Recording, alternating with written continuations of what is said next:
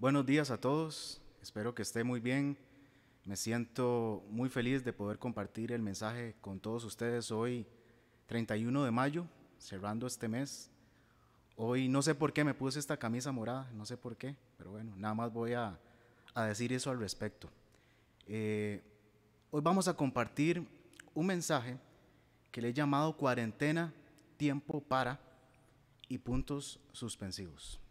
Y es que he reflexionado mucho acerca de para qué es este tiempo para nosotros como personas, como familia y como iglesia. Y hoy quisiera compartir con base en tres pasajes lo que Dios me ha hablado para reflexionar sobre esto y que quiero compartir con ustedes. Así que vamos a empezar. Y el primer pasaje es el pasaje que habla del tiempo por excelencia en la Biblia y es Eclesiastés 3. Eclesiastés 3. Entonces quiero que leamos Eclesiastés 3 del 1 al 5. Eclesiastés 3 del 1 al 5. Me cuesta porque es test 3, pero bueno, por más que lo ensayé, siempre me costó, pero ahí vamos. Entonces, Eclesiastés 3 del 1 al 5 dice de la siguiente forma, leo para ustedes. Dice, todo tiene su tiempo y todo lo que se quiere debajo del cielo tiene su hora. Tiempo de nacer y tiempo de morir. Tiempo de plantar y tiempo de arrancar lo plantado. Tiempo de matar y tiempo de curar. Tiempo de destruir y tiempo de edificar. Tiempo de llorar y tiempo de reír. Tiempo de endechar y tiempo de bailar. Tiempo de esparcir piedras y tiempo de juntar piedras. Tiempo de abrazar y tiempo de abstenerse de abrazar. Así que este pasaje es bien interesante porque nos presenta ideas que parecen contrarias, pero vamos a ver que no necesariamente es así. Y quiero empezar por la última. Por ejemplo, la última dice, es tiempo de abrazar y tiempo de abstenerse de abrazar. Eso me parece muy interesante porque si hay un tiempo que aplica eso de abstenerse de abrazar, es precisamente este tiempo que estamos viviendo. Este es un tiempo de abstenerse de abrazar. Pero hay algo bien interesante que se utiliza la palabra abstenerse. Abstenerse significa de que yo decido no hacer algo a pesar de que tengo la capacidad y los recursos para hacerlo. Es decir, yo antepongo a mi voluntad algo superior. Y ese algo superior siempre debe ser el amor. El amor. Y en este caso es el amor a los demás lo que me hace abstenerme de abrazar para algún día poder abrazar a los que amo. Así que sé que es un tiempo difícil en que hemos tenido que abstenernos de abrazar, pero ya llegará el tiempo en que podremos abrazar con libertad y sin temor a los que amamos. Pero mientras tanto es tiempo de abstenerse de abrazar. Ya nos abrazaremos. Ahora, otra idea que me pareció interesante, no voy a cubrir todas porque son muchas, pero voy a hablar acerca de las que son más relevantes, de las que más he reflexionado. Por ejemplo, dice tiempo de plantar y tiempo de arrancar lo plantado. Tiempo de plantar y tiempo de arrancar lo plantado. Y aquí he reflexionado mucho acerca del tema de los hábitos. Los hábitos. Este es un tiempo para plantar buenos hábitos y para arrancar malos hábitos. Por ejemplo, en este tiempo de cuarentena, mis dos papás cumplieron años. Mi papá 60 años y mi mamá 59. Acabo de decir la edad de mis papás en vivo en Facebook, la que me espera. Pero bueno, mi hermana y yo teníamos planeado hacerle una celebración a mi papá, porque cumplía 60 años, pero no se pudo. Y entonces le hicimos una fiesta virtual, vamos a decirlo de esa forma. Y algo que me llamó la atención en una de esas conversaciones virtuales con mi papá fue que él me decía esto. Él me dijo, acabo de cumplir 60 años y en mis 60 años nunca había cultivado el hábito de la lectura hasta ahora. Y entonces me empezó a contar cómo empezó a leer, cómo le empezó a gustar la lectura, todos los libros que se ha leído, los libros que se quiere leer, y el hombre está emocionadísimo, porque cultivó, plantó en su vida, en este tiempo, el hábito de la lectura. Así que este es un buen tiempo para plantar buenos hábitos en nuestra vida. Hábitos que tal vez habíamos pospuesto mucho tiempo, que le habíamos puesto excusas, que por pereza o por falta de tiempo, lo que sea, no los habíamos hecho, pero este es un buen tiempo para plantar buenos hábitos. Y el hábito de la lectura, y en especial el hábito de leer la Biblia, es uno de los mejores hábitos que podemos plantar en nuestra vida. Pero también es un tiempo de arrancar, dice, tiempo de plantar y tiempo de arrancar lo plantado. Este es un buen tiempo también para arrancar malos hábitos, porque en nuestra vida crecen buenos hábitos y malos hábitos, como el trigo y la cizaña, como la hierba y la mala hierba. Así que este es un buen tiempo también para arrancar malos hábitos en nuestra vida. Ya que hablé una intimidad de mi papá, para empatar voy a hablar una intimidad mía. Entonces, por ejemplo, desde tiempos ancestrales, yo tenía el mal hábito, vamos a decirlo de esa forma, de no arreglar mi cama, de no tender mi cama, como dicen. Eso es un mal hábito. Y entonces, en este tiempo de cuarentena que he estado trabajando en mi casa, un día me levanté y dije, no puede ser que no arregle mi cama. Voy a arrancar ese mal hábito de mi vida. Entonces empecé a hacerlo. Y hoy día puedo decir de que arranqué ese mal hábito de mi vida, y hoy todos los días, casi en automático, me levanto, oro, leo la Biblia, desayuno, arreglo mi cama y me pongo a trabajar.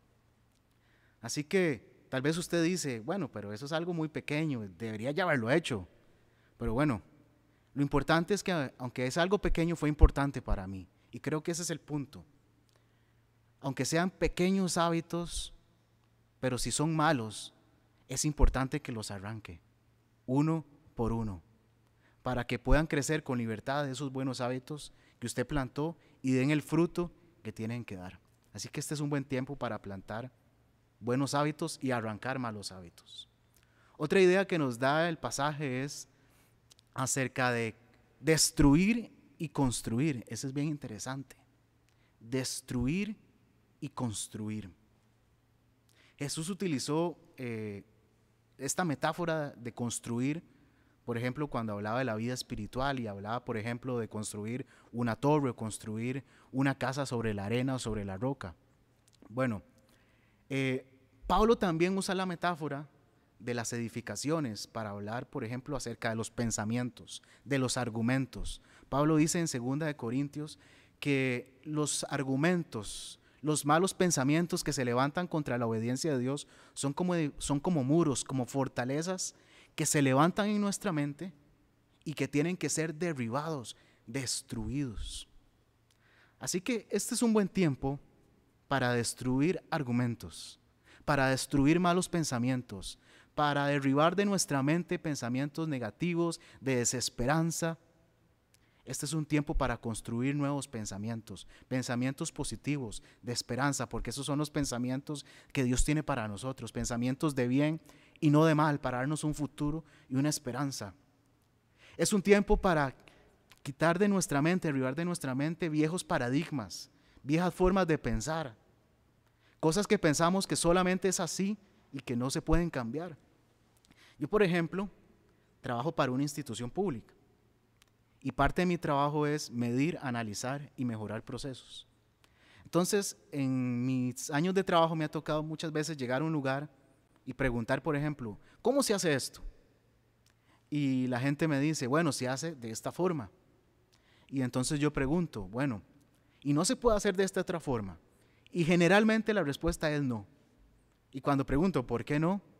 Generalmente la respuesta es porque así se ha hecho siempre. Pero no se puede porque no va a funcionar. Entonces, eso es porque en la mente de las personas se han levantado muros, paradigmas, pensamientos que se vuelven norma y pensamos que las cosas no se pueden hacer de otra forma, pero las cosas sí se pueden hacer diferente, sí se puede mejorar, sí se puede innovar. Las cosas se pueden hacer mejor. Un ejemplo de lo que Dios está haciendo en este tiempo es destruir viejos paradigmas o pensamientos acerca de lo que es la iglesia y construir nuevos. Les voy a poner un ejemplo y lo voy a explicar con hechos históricos y bíblicos para que lo entendamos. Como ustedes saben, los primeros cristianos venían del judaísmo.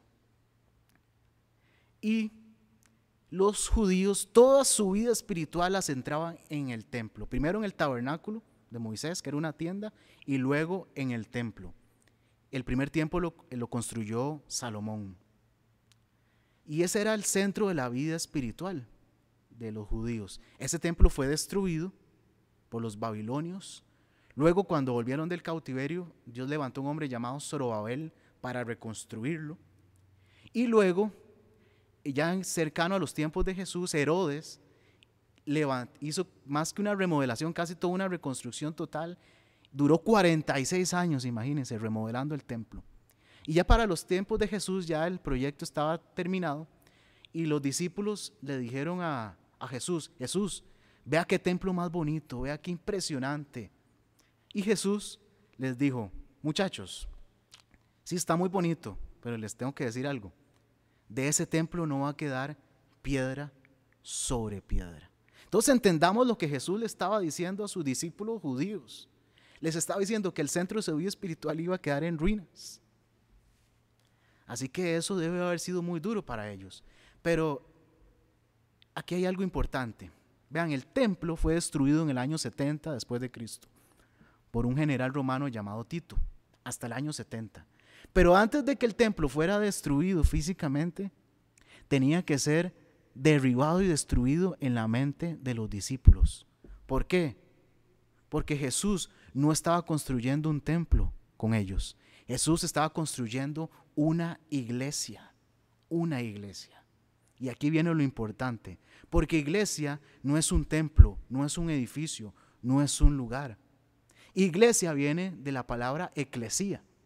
Y eclesía lo que significa es asamblea, comunidad, un grupo de personas que se reúnen y hacen comunidad, viven juntos.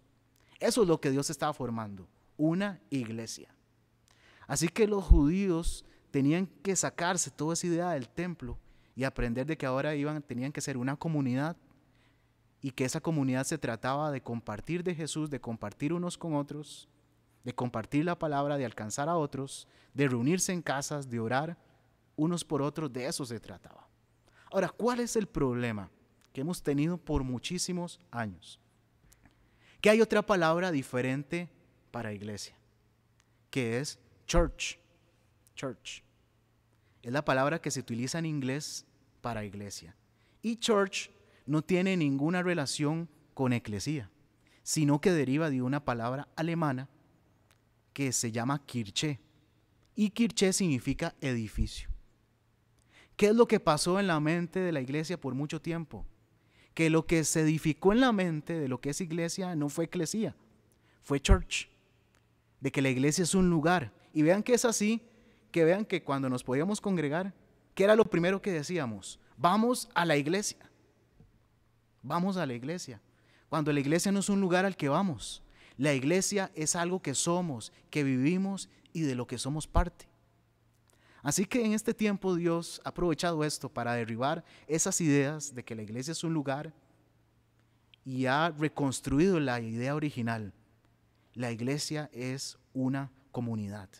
Y vean que es así, que aun cuando no hemos tenido edificio y no nos hemos podido congregar, como hace mucho tiempo hemos sido iglesia. Porque como nunca antes nos hemos conectado unos con otros.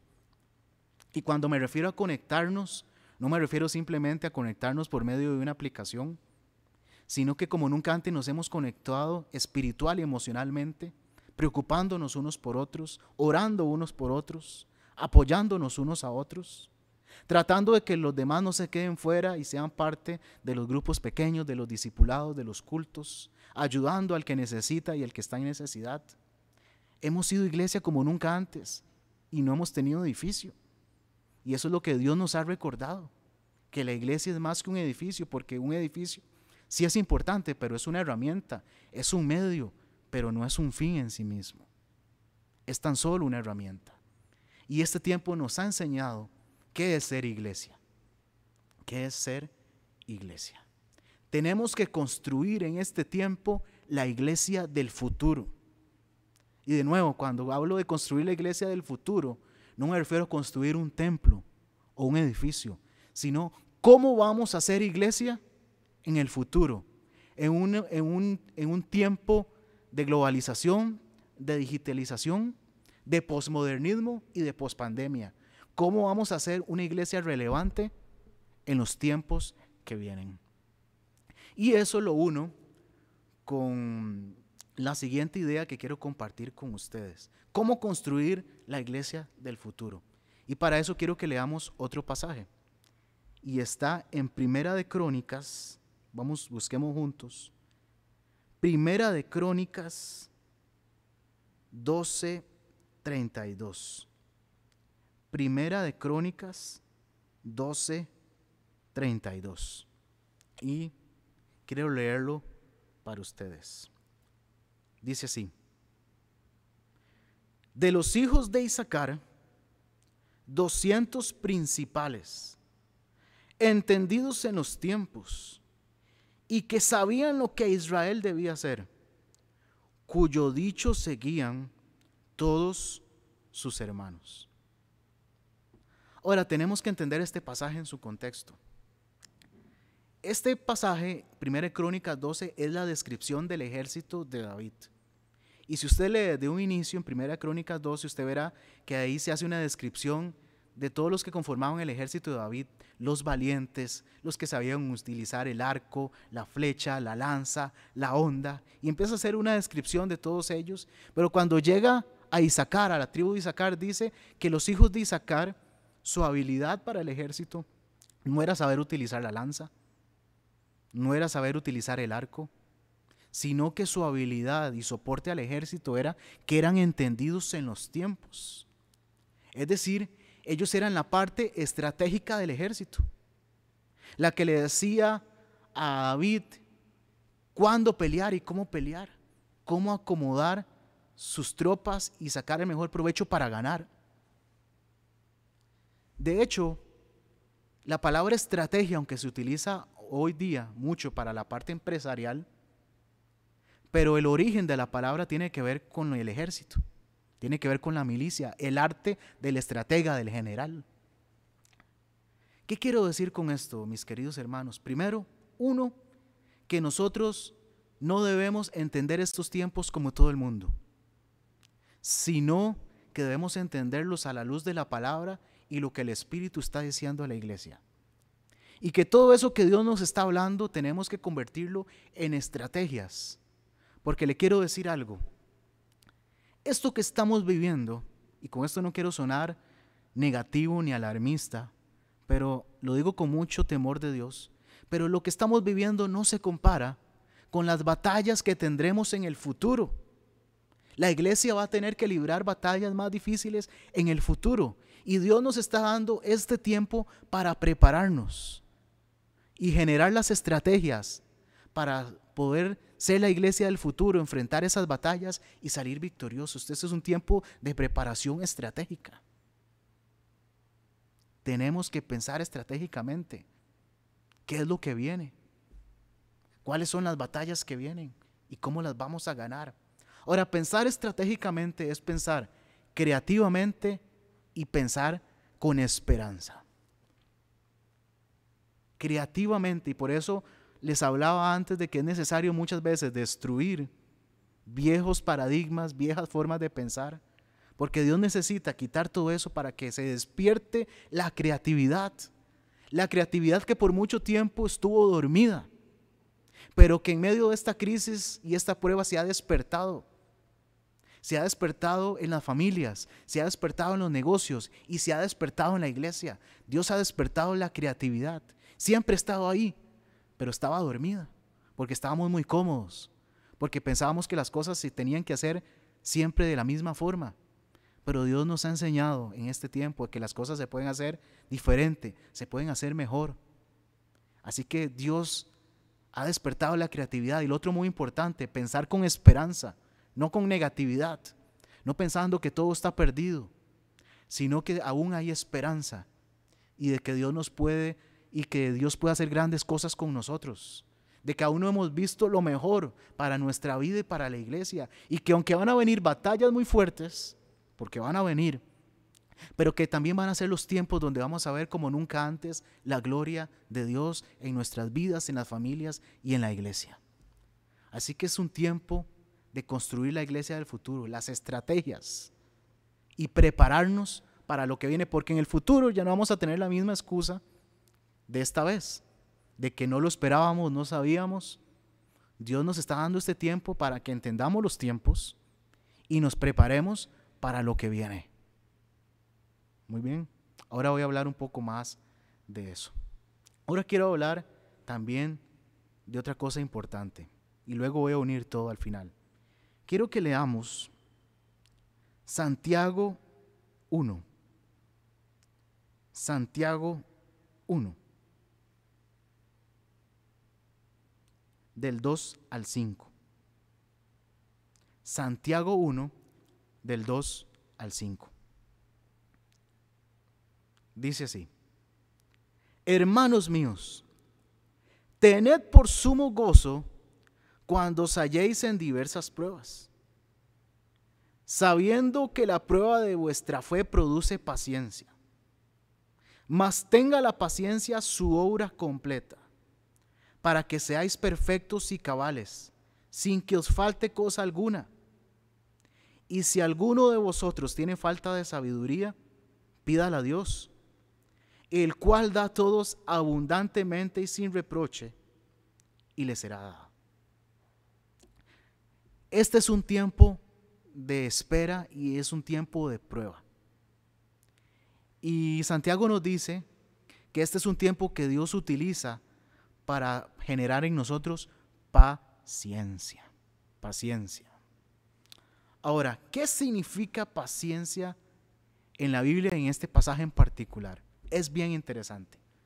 La palabra de la cual se traduce paciencia es una palabra griega que es hupomone. Hupomone, así se dice. Y hupomone significa literalmente permanecer bajo. Permanecer bajo. Eso es lo que significa paciencia en la Biblia. Permanecer bajo. Ahora se lo voy a explicar con este ejemplo. No voy a ponerlo 40 años como Moisés. No voy a ponerlo 40 días como Jesús en el desierto. Vamos a decir esto. Voy a ponerlo usted 40 minutos, oiga, una cuarentena de 40 minutos, usted esperando de rodillas bajo la mesa de su casa. Oiga, 40 minutos esperando de rodillas bajo la mesa de su casa. Y usted dice, qué raro, ¿no? Pero bueno, esa es la idea de espera en la Biblia. Porque, ¿qué pasa cuando usted está de rodillas debajo de una mesa por mucho tiempo? Va a llegar un momento en que usted le van a doler las rodillas, en que usted va a querer ponerse de pie y no puede porque tiene la mesa encima. Pero esa es la espera que habla la Biblia y es la espera que produce resultados. Es la espera que dice Santiago que produce una obra completa en nosotros. La espera que produce resultados en nosotros es la espera que nos incomoda y nos limita. La espera que nos incomoda y nos limita. Este es un tiempo para incomodarnos. Y cuando hablo de incomodarnos no me refiero a que en vez de ver televisión acostado ahora la va a ver sentado. Eso no se vale. Eso no es incomodarse. Incomodarse tiene que ver con lo que hemos hablado. Incomodarse tiene que ver con plantar nuevos hábitos, con arrancar malos hábitos, con cambiar nuestra forma de pensar. Tiene que ver con aprender cosas nuevas. Tiene que ver con desafiarnos. Por ejemplo, algo que ha incomodado a muchos en este tiempo ha sido el tema de las reuniones virtuales. Por ejemplo, mi papá, hoy solo estoy hablando de mi papá. Mi papá era uno que estaba al principio reacio, negativo a este tema del Zoom y todo esto, ¿no? Me decía, no, eso es muy complicado, ¿no? Y hoy día mi papá tiene cuenta propia de Zoom y va a dar una charla en Zoom en su trabajo. Dígame usted. Entonces, este ha sido un tiempo en que Dios nos ha incomodado. Si vamos a salir a algún lado que no sea de la casa, que sea de nuestra zona de comodidad. Incomodémonos un poquito. Este es un tiempo para desafiarnos, porque no podemos desaprovechar este tiempo, tenemos que aprovecharlo. Y para que este tiempo sea aprovechable, tenemos que incomodarnos. Tenemos que incomodarnos. Y lo otro es aprender a respetar y aceptar los límites que tenemos y que nos imponen.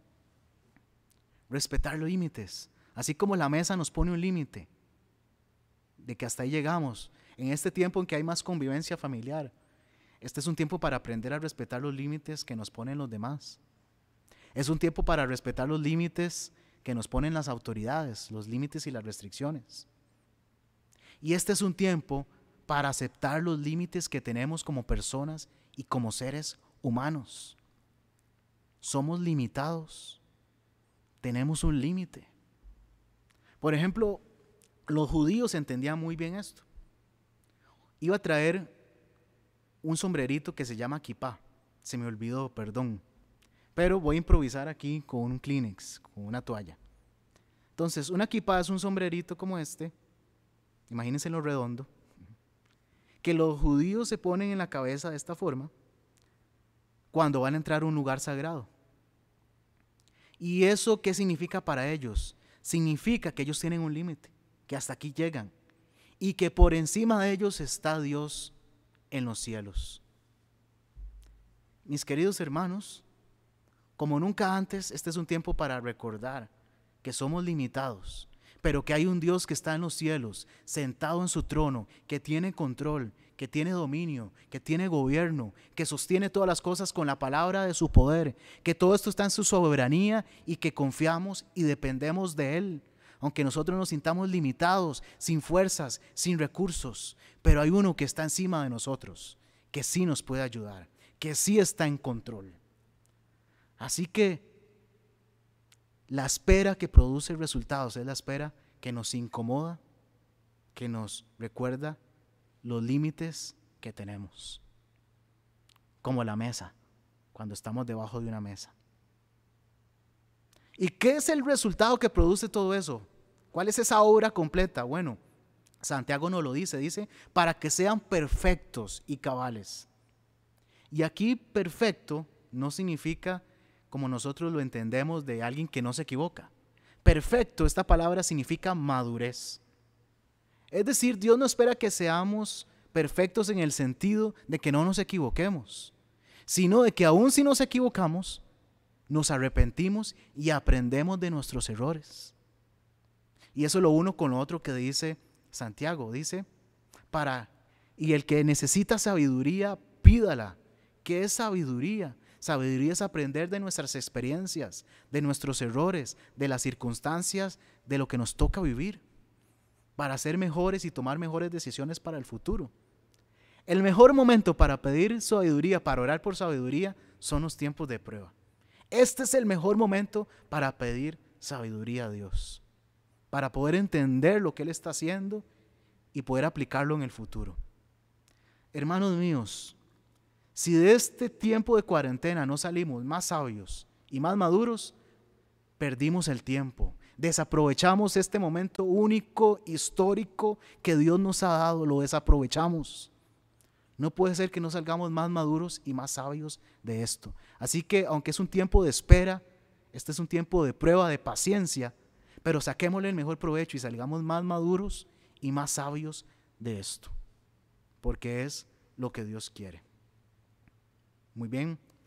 Ahora, quiero cerrar con esto. Quiero cerrar con esto que Dios puso en mi corazón. Ahora les hablaba de Zorobabel, que fue quien reconstruyó el templo luego de que fue destruido por los babilonios.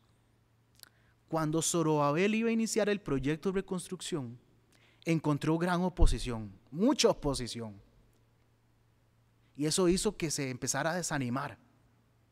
Y en ese momento Dios levantó un profeta, varios profetas, pero uno en específico, a Zacarías. Y Dios le dio palabra a Zacarías para Zorobabel y le dijo: Zacarías, dile esto a Zorobabel, dile, Zorobabel, no es con espada ni con ejército, sino con mi espíritu, dice Jehová de los ejércitos.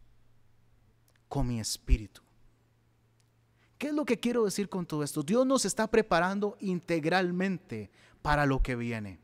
Es decir, Dios quiere que quitemos todos esos malos hábitos pecaminosos en nuestra vida y que plantemos nuevos y mejores hábitos que nos hagan crecer, que nos hagan dar fruto. Dios quiere que destruyamos, que derribemos todas esas ideas negativas, obsoletas que hay en nuestra mente y que levantemos nuevos pensamientos positivos de creatividad, de innovación.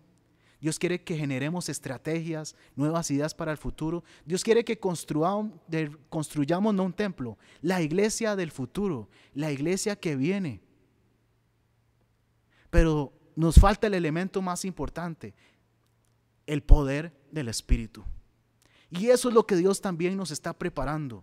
Dios nos está preparando, cambiando nuestra mente, nuestro corazón, nuestra forma de ver la iglesia, nuestra forma de hacer iglesia, las estrategias. Nos está preparando para las batallas que vienen y nos va a dar también lo más importante en este tiempo, el poder del Espíritu que necesitamos para poder enfrentar estas batallas, para mantenernos firmes, para ser una iglesia relevante y para, a pesar de la oposición que tengamos, seguir construyendo el reino de Dios y ser realmente luz en este mundo, porque este mundo como nunca antes va a necesitar que la iglesia sea valiente, que la iglesia brille, que la iglesia hable, que la iglesia salga de sus cuatro paredes, que la iglesia salga de sus ideas cuadradas, que la iglesia sea la iglesia que tiene que ser para los tiempos que vienen, que sí van a ser tiempos difíciles, van a ser tiempos complicados, van a ser tiempos de batalla, pero también van a ser los mejores tiempos donde vamos a ver la gloria de Dios, donde vamos a ver a muchos viniendo a los pies de Cristo, donde vamos a ver la tierra llenándose del conocimiento de Dios como las aguas cubren la mar, como dicen las profecías. Este es el mejor momento para ser parte de la iglesia, para ser parte de la misión y de lo que Dios va a hacer. Pero tenemos que aprovechar este tiempo, sacarle provecho y que Dios nos prepare y haga todo lo que tiene que hacer para lo que viene. Porque vienen tiempos, pero tenemos que prepararnos y gracias a Dios que nos ha dado este tiempo para prepararnos para lo que viene. Amén. Quisiera terminar con una oración. Señor, gracias. Gracias porque en medio de toda esta situación, en medio de esta prueba, tú has sido bueno con nosotros. Has mostrado que tú eres el Dios que está en el trono, que tiene control de todas las cosas, que gobierna el universo y que todo está en tus manos. Señor, gracias. En medio de este tiempo, ayúdanos a aprovechar este tiempo que nos has dado para primero plantar nuevos y mejores hábitos en nuestra vida, hábitos que nos hagan crecer, hábitos que nos hagan dar fruto y arrancar todos esos malos hábitos que lo que han hecho es quitarnos el tiempo, la bendición y el fruto que tú quieres que demos. Señor, te pedimos que destruyas y derribes todos esos argumentos, todas esas ideas negativas, todas esas ideas del pasado, antiguas, obsoletas, y que levantes nuevas ideas, nuevas estrategias, pensamientos positivos, de esperanza, porque esos son sus pensamientos, Señor, de esperanza y de bien para nosotros. Ayúdanos, Señor, a construir la iglesia del futuro, danos las estrategias, la creatividad, las ideas, todos los recursos de lo alto para poder construir la iglesia del futuro. La iglesia que este mundo necesita para lo que viene. Señor, ayúdanos que todo esto podamos ser más maduros y más sabios. Y sobre todo, Señor, te pedimos que nos des el poder de tu Espíritu. Nos preparamos para recibir el poder de tu Espíritu que necesitamos para resistir y para hacer la obra que tenemos que hacer para lo que viene. Señor, gracias por este tiempo. Gracias por todas las personas que se han mantenido firmes, que han hecho que tu obra continúe, que siga avanzando. Pero, Señor, síguenos preparando nuestra mente, nuestro corazón, nuestro espíritu para lo que tú quieres hacer con nosotros. Son tiempos difíciles, pero también son tiempos maravillosos. Así que muchísimas gracias, Señor. Aquí estamos para hacer tu iglesia en medio de estos tiempos. En medio de estos tiempos, aviva tu obra, Señor. Te lo pedimos en el nombre de Jesús. Amén, amén y amén. Muchas gracias. Espero que este mensaje haya sido de edificación para sus vidas y espero que nos volvamos a ver pronto. Dios les bendiga y muchas gracias.